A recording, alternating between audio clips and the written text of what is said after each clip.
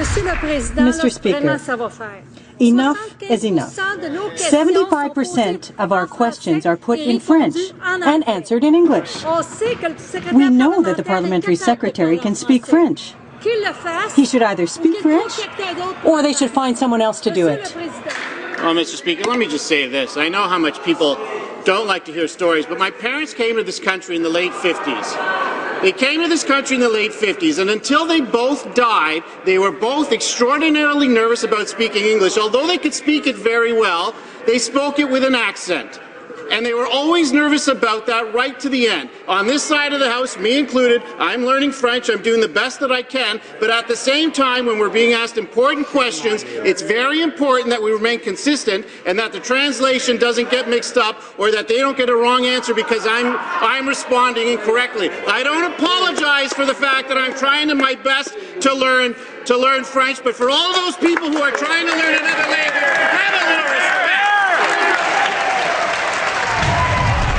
Yeah, sorry. I agree with him.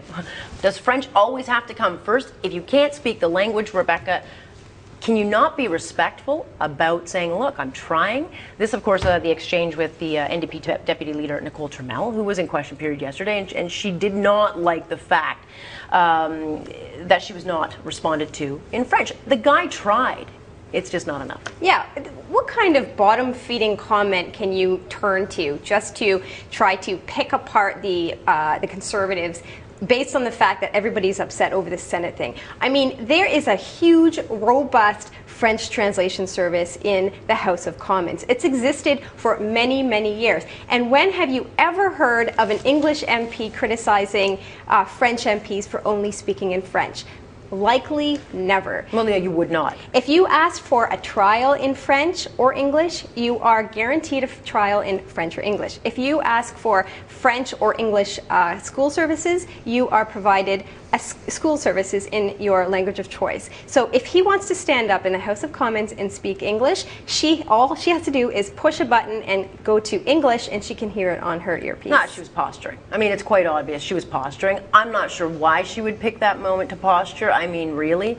What are you going to gain from this moment other than creating, I think, further division in this country? Absolutely further division. Not to mention the fact that this isn't even an argument that should be entertained in the House of Commons. This is something that was debated well in the 70s. You know, Official Languages Act and the Charter of Rights and Freedoms came into effect in the early 1980s. This is definitely not something that should come up, and it's certainly causing divisions because for all of the English Canadians who would see this and want to comment on this, they would be furious over the fact she raised this. Yeah. And, you know, Canada is a bilingual country. And last time I checked, bilingual runs two ways. Absolutely. And so, you know, is she just touting her minority French language rights? Is this something that, you know, this is something that she wants to push forward? You know, absolutely people are going to stand up for someone like Paul Calandra, who stands up for himself and his ability to speak in one of two official languages in Canada. It's a shame that we have such petty arguments about this kind of stuff, because I bet you would actually get a lot better people running in politics if there wasn't this fear that if you don't speak French, you can't run in for public office. Oh, absolutely. I mean, obviously I'd make a terrible politician. for more reasons than the fact that I can't speak French, but well, yeah, absolutely. If there are immigrants who have recently immigrated into Canada and they have perfected or are trying to perfect one of the two languages, then, you know, they can be commended for that and they can run to be in politics. If they don't want to run in politics and they want to be a lawyer, if they want to be a teacher, if they want to be a tradesperson, they only have to speak one of two official languages. And as Paul Calandra said, in fact, you know, if they don't speak perfect English, they can still get by. And so this is a very bad example that Nicole Turmel, who happened to be the leader of the NDP prior to this for a short term, is touting. It was a short term for maybe a reason, but again, I mean, where's it going to go? Will she have to apologize? I mean, a little bit of a double standard. Yeah, she should apologize. But she won't. She won't apologize.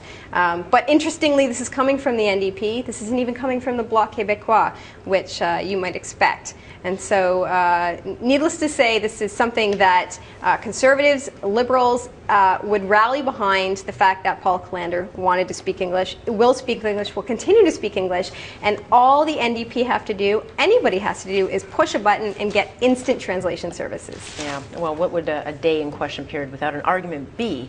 It would be a little bit boring. Gina, are people talking online? I know this is the one issue I think that drives people nuts. Outside of Quebec, it does really strike a nerve. It really does. And not to keep talking about Alberta, but you know what? There's not a lot of French people there and French speaking. You know, we didn't learn a lot of French, you know, in the schools. And I just find that it's this bubble of, you know, French people expecting that everybody speaks French when they really don't, and I feel very ignorant about it. The problem is some French people. I mean, well, exactly. There are a lot that don't have course. a problem with it at all. I know a lot of French Canadians that don't even talk about this issue.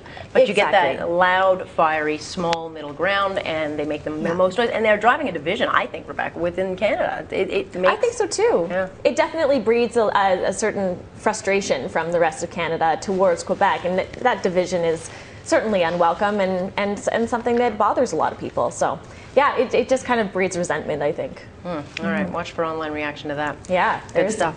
Rebecca, thank you. Glad you could join us. I know it's busy. You're watching 2 whole things. We're going to take a quick break here. You're watching Straight Talk on Sun News Network. We'll be talking.